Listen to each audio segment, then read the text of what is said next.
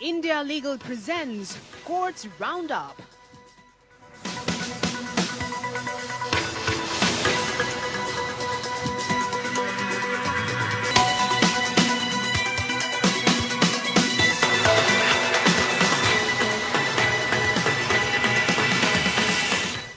नमस्कार, आप देख रहे हैं हमारी खास पेशकश कोर्ट राउंड अप। मैं हूं आपके साथ नेहा दुबे। इस बुलेटिन में अगले आधे घंटे हम आपको कोर्ट से जुड़ी तमाम छोटी बड़ी खबरों से करवाएंगे रूबरू। कोर्ट की कार्रवाई और सुप्रीम कोर्ट से लेकर हाई कोर्ट और लो कोर्ट तक के फैसलों को रखेंगे आपके सामने। तो आइए शुरू करते हैं court round up. India Legal presents Courts Roundup.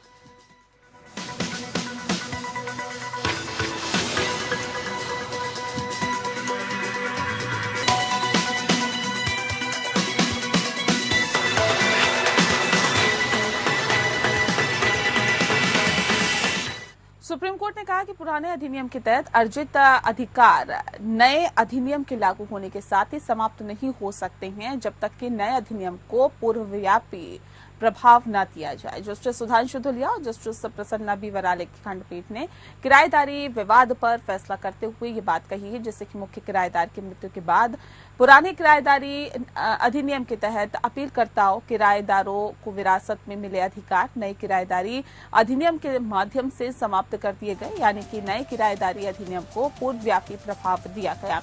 जबकि नए किराएदारी अधिनियम में इसके पूर्वव्यापी आवेदन के बारे में कोई प्रावधान नहीं किया गया। स्पष्ट करने के लिए पुराने किराएदारी अधिनियम यानी कि पश्चिम बंगाल परिसर किराएदारी अधिनियम 1956 में कहा गया कि किराएदार की मृत्यु की स्थिति में किराएदारी उस किराएदार के कानूनी उत्तराधिकारियों को हस्तांतरित हो जाती है जो कि आमतौर पर उसके साथ रहते थे। जबकि नए किराएदारी अधिनियम यानी कि पश्चिम बंगाल किराएदारी परिसर अधिनियम 1997 के तहत किराएदारी किराएदार के कानूनी उत्तराधिकारियों को हस्तांतरित होगी, लेकिन 5 साल की सीमित अवधि के लिए मुद्दा पूरा 1997 के अधिनियम की धारा 2G में प्रयुक्त वाक्यांश ऐसे किराएदार की मृत्यु की तिथि से या इस अधिनियम के लागू होने की तिथि से जो भी बाद में हो 5 वर्ष से अधिक की अवधि के लिए की व्याख्या करने के इर्द गिर्द घूमता है। न्यायालय ने कहा है कि खंडपीठ द्वारा किसी वैधानिक प्रावधान की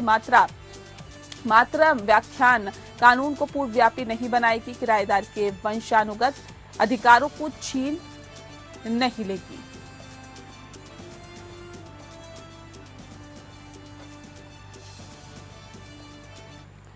सुप्रीम कोर्ट ने कहा है कि किसी व्यक्ति के खिलाफ दोष सिद्ध और सजा के फैसले और आदेश के अंतिम होने के बाद भी किशोर होने की दलील दी जा सकती है। Justice BV. नागरत्ना और जस्टिस एन. कोटेश्वर सिंह की बेंच ने ऐसा कहते हुए हत्या के मामले में आरोपी को बरी किया है, जिसने अपने खिलाफ दोष सिद्धि और सजा के आदेश के बाद किशोर होने की दलील दी थी। सुप्रीम कोर्ट के निर्देश पर किशोर न्याय देखभाल एवं संरक्षण अधिनियम 2015 की धारा 94 के तहत सेशन कोर्ट द्वारा विस्तृत जांच की गई, जिसमें अपराध के समय अभियुक्त की आयु निर्धारित की गई, जिसमें दर्ज किया गया कि घटना की तिथि पर अभियुक्त की आयु जो है 18 वर्ष से कम थी। सेशन कोर्ट की रिपोर्ट आपको बता दें कि स्वीकार करते हुए जस्टिस नागरत्ना द्वारा लिखित निर्णय में अभियुक्त आवेदक के किशोर होने के दावे को स्वीकार किया गया, इसीलिए अभियुक्त के विरुद्ध दर्ज दोष सिद्ध खारिज कर दी गई। न्यायालय ने अभियुक्त प्रतिवादी की दलील को स्वीकार किया और उसकी दोष सिद्ध खारिज की। न्यायालय ने कहा कि इस न्यायालय के निर्देशानुसार उपरोक्त निर्णय और सेशन जज द्वारा प्रस्तुत रिपोर्ट को ध्यान में रखते हुए हम पाते हैं कि आवेदक की जन्म तिथि 4 अक्टूबर 1984 साबित हुई। परिणाम स्वरूप आवेदक जिसे आरोपी नंबर 3 के रूप में रखा गया द्वारा किए गए किशोर के दावे को बरकरार रखा जाता है। इस न्यायालय द्वारा उसके खिलाफ दर्ज की गई सजा रद्द की जाती है और उसे बरी कर दिया जाता है, चूंकि वे अंतरिम जमानत पर हैं और इसीलिए उसकी जमानत बॉन्ड रद्द हो जाती है।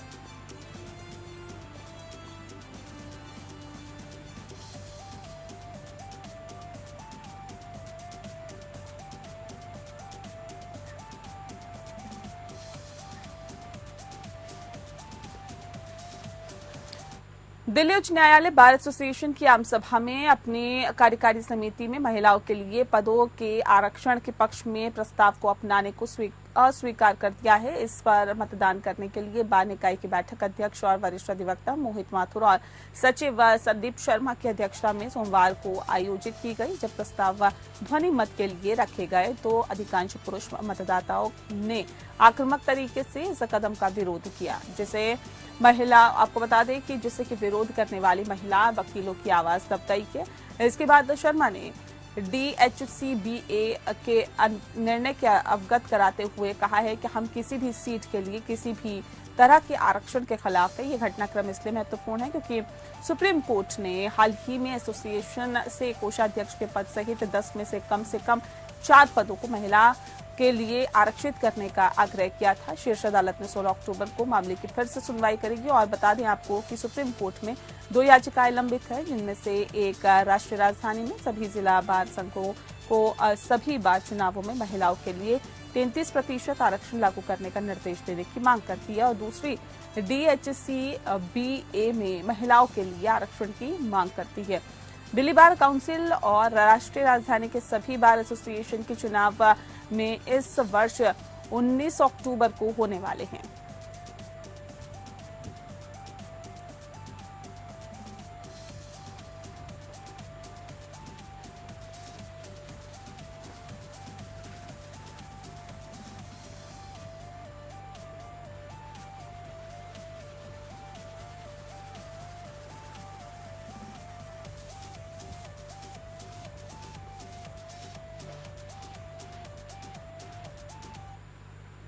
लद्दाख के सामाजिक कार्यकर्ता सोनम वांगचुक और उनके साथियों को दिल्ली में शांतिपूर्ण प्रदर्शन की इजाजत देने की मांग के साथ ही मामले में दिल्ली हाई कोर्ट में सुनवाई हुई है। दिल्ली हाई कोर्ट ने लद्दाख के सामाजिक कार्यकर्ता सोनम वांगचुक और उनके सहयोगियों को दिल्ली के जंतर मंतर या अन्य किसी जगह पर शांतिपूर्ण प्रदर्शन करने की इजाजत दिए जाने की मांग वाली याचिका पर सुनवाई के बाद दिल्ली पुलिस से जवाब मांगा है।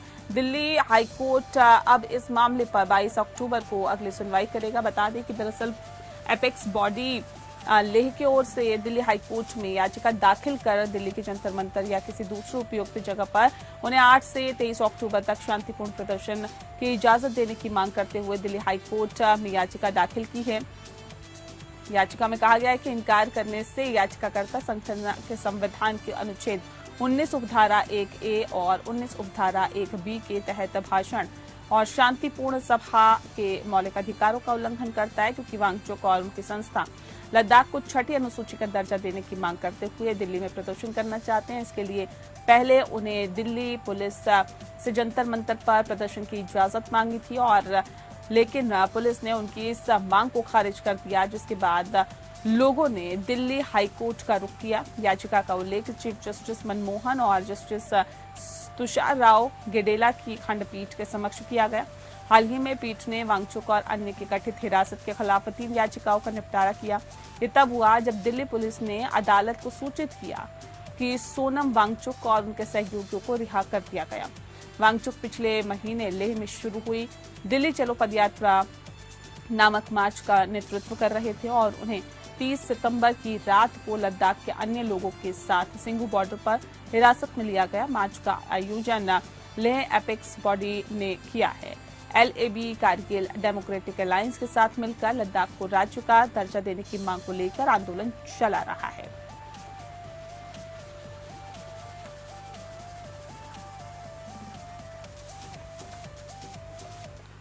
इलाहाबाद हाई कोर्ट ने हाल ही में 42 साल पुराने मामले में एकमात्र जीवित अपीलकर्ता आरोपी को बरी कर दिया, जबकि आपको बता दें कि उसे जिला जज बलिया से रिपोर्ट मिली कि मामले का पूरा रिकॉर्ड हटा दिया गया और उसका पुनर्निर्माण असंभव है। जस्टिस नलिन कुमार श्रीवास्तव की पीठ ने सितंबर 1982 में बलिया के सेशन कोर्ट द्वारा पारित दोष सिद्ध निर्णय और 4 वर्षों के कारावास के खिलाफ राम सिंह द्वारा दायर अपील पर सुनवाई करते हुए ये आदेश पारित किया। ट्रायल कोर्ट ने उसे हत्या और साक्ष्य नष्ट करने के मामले में दोषी ठहराया था और अपीलकर्ता को धारा 201 IPC के तहत दोषी ठहराया गया था। यह अपीलकर्ता की हत्या और साक्ष्य को नष्ट करने के मामले में दोष सिद्धि से संबंधित थी और एक सेशन कोर्ट ने राम सिंह को IPC की धारा 201 के तहत 4 वर्ष के कठोर कारावास की सजा सुनाई। कोर्ट ने कहा कि ट्रायल कोर्ट के अभिलेखों का जो है वो पर्याप्त भाग अपीलीय न्यायालय के समक्ष उपलब्ध नहीं है, जो कि सबसे पहले अभिलेखों के पुनर्निर्माण का प्रयास किया जाना चाहिए। अगर केवल पुनर्निर्माण से हाईकोर्ट को अपील सुनने और उसका निपटारा करने में सुविधा मिलती या नहीं मिलती है तो मामले की पुनः सुनवाई की संभावना पर विचार किया जाना चाहिए। अगर ट्रायल कोर्ट के महत्वपूर्ण और बुनियादी अभिलेखों के खो जाने के कारण मामले की दोबारा सुनवाई और नए सिरे से निर्णय संभव नहीं है तो उस स्थिति में विवादित निर्णय और आदेश को लागू नहीं होने दिया जाना चाहिए और मामला बंद कर दिया जाना चाहिए। देखते हुए कि इस अपील में कुछ भी शेष नहीं है, न्यायालय ने पाया कि दोष सिद्ध आदेश बरकरार नहीं रखा जा सकता क्योंकि महत्वपूर्ण और आवश्यक बुनियादी रिकॉर्ड उपलब्ध नहीं है। इन परिस्थितियों में कोई अन्य विकल्प न पाकर न्यायालय ने अपील को अनुमति दी है। अपीलकर्ता की दोष सिद्ध और सजा रद्द की और अपीलकर्ता को बरी कर दिया।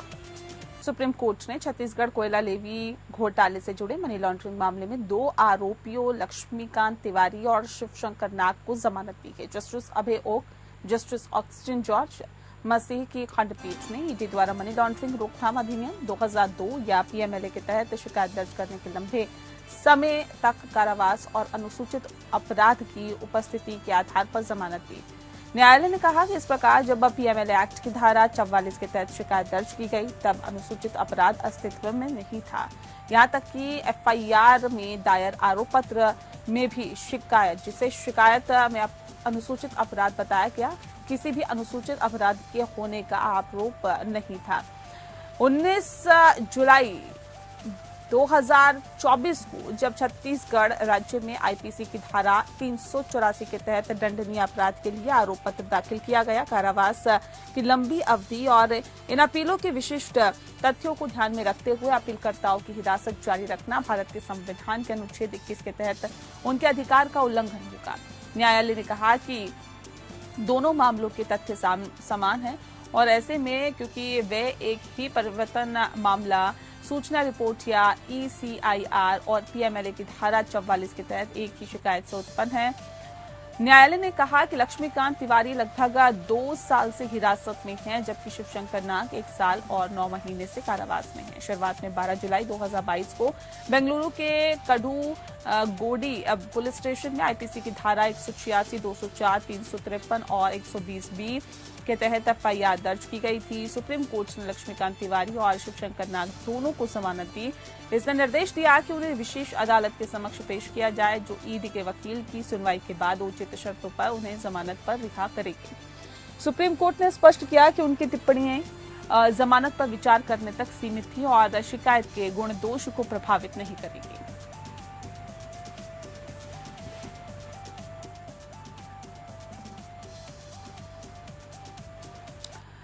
पंजाब हरियाणा हाईकोर्ट ने पंजाब के पूर्व मुख्यमंत्री के मीडिया सलाहकार भारतेंद्र सिंह चहल को अग्रिम जमानत देने से इनकार किया है। उन पर 2017 से 21 के कार्यकाल के दौरान भारी रिश्वत लेने का आरोप है। उन पर भ्रष्टाचार निवारण अधिनियम के तहत मामला दर्ज किया गया। चहल मार्च 2017 से सितंबर 2021 तक पंजाब के तत्कालीन मुख्यमंत्री कैप्टन अमरिंदर सिंह के मीडिया सलाहकार थे। आरोप है कि चहल ने उक्त कार्यकाल के दौरान भ्रष्ट आचरण अपनाकर भारी रिश्वत ली। न्यायालय ने यह भी स्पष्ट किया है कि कानून की ये स्थापित स्थिति है कि आर्थिक ताने बाने को प्रभावित करने वाले अपराधों में गिरफ्तारी पूर्व जमानत देने के शक्ति का प्रयोग करते समय न्यायालयों को धीमी गति से काम करना चाहिए, क्योंकि इससे राज्य की अर्थव्यवस्था को भारी नुकसान होता है और समाज पर आर्थिक सुरक्षा और समाज पर आर्थिक असुरक्षित जनता के विश्वास की हानि और राजनीतिक ढांचे को कमजोर करने जैसे महत्वपूर्ण प्रभाव पड़ते हैं। न्यायाधीश ने कहा है कि याचिकाकर्ता के खिलाफ आरोप बहुत गंभीर प्रकृति के हैं, जिनकी गहन जांच की आवश्यकता है, इसलिए उन्हें गिरफ्तारी पूर्व जमानत देने से निष्पक्ष जांच में बाधा उत्पन्न होगी। चहल की ओर से पेश सीनियर वकील ने तर्क दिया है कि याचिकाकर्ता 75 वर्ष के हैं और राजनीतिक प्रतिशोध के कारण उसे मौजूदा एफआईआर में गलत तरीके से आरोपी बनाया गया। अदालत ने याचिका खारिज की।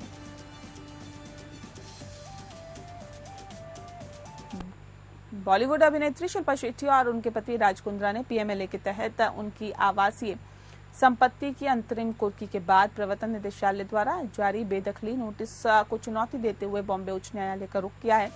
नोटिस में उन्हें नई दिल्ली में पीएमएलए के तहत न्यायाधिकरण के आदेश के बाद पुणे में पवना बांध के पास स्थित अपने बंगले को खाली करने का निर्देश दिया गया है। जस्टिस वेपी मोहिते देरे पीके चौहान की पीठ 10 अक्टूबर गुरुवार को याचिका पर सुनवाई करेगी। ये मामला 2018 का है, जब ईडी ने मनी लॉन्ड्रिंग मामले में सिलसिले के अंदर अमित भारद्वाज की जांच शुरू की थी। न तो शेट्टी और न ही कुंद्रा को अनुसूचित अपराध या प्रवर्तन मामले की सूचना रिपोर्ट या ECIR में आरोपी के रूप में नामित किया गया।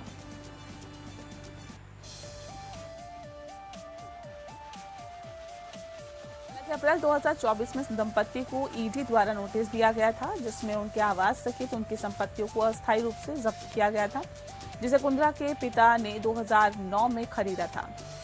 शेट्टी और कुंद्रा ने दावा किया कि वे पूरी जांच के दौरान सहयोग करते हैं और ऐसे में कुंद्रा व्यक्तिगत रूप से कई समन में उपस्थित हुए और शेट्टी ने अपने अधिकृत प्रतिनिधि के माध्यम से आवश्यक दस्तावेज जमा किए।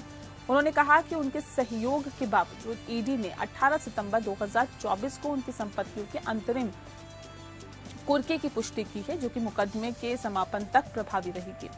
पीएमएलए के तहत दंपति के पास अपीलीय प्राधिकारी के समक्ष पुष्टि आदेश को चुनौती देने के लिए 45 दिन थे।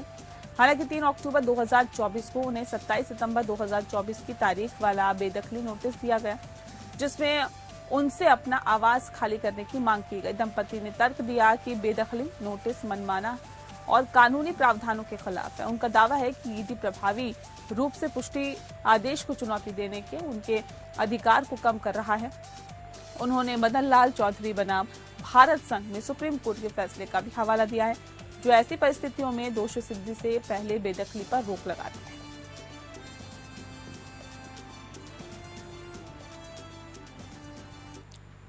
मद्रास उच्च न्यायालय ने हाल ही में देखा कि मनी लॉन्ड्रिंग रोकथाम अधिनियम की धारा 3 के तहत परिभाषित अभिव्यक्ति मनी लॉन्ड्रिंग का व्यापक अर्थ है और अधिनियम के प्रावधानों को किसी व्यक्ति के खिलाफ अपराध की आय पर कब्जा करने के लिए लागू किया जा सकता है। इसी संदर्भ में आइए इंडिया लीगल के वेब रिपोर्टर से समझते हैं कि अपराध की आय क्या होती है और ये सबूत कैसे तब्दील होता है।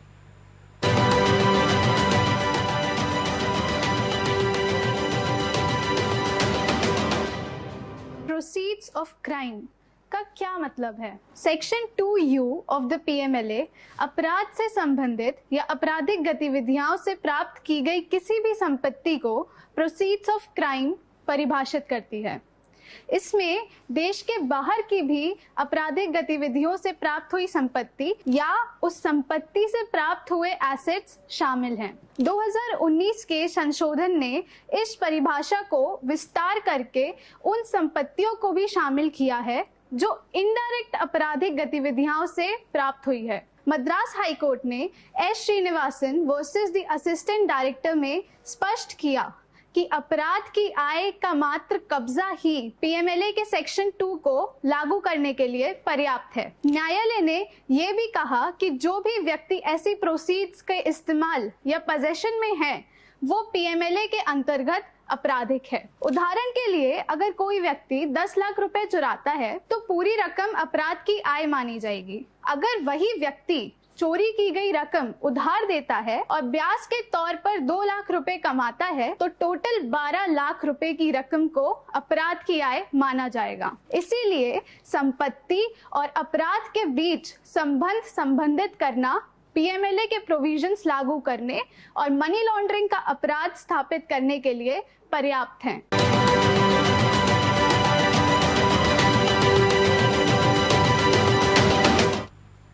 और इसी के साथ फिलहाल इस बुलेटिन में इतना ही। नमस्कार।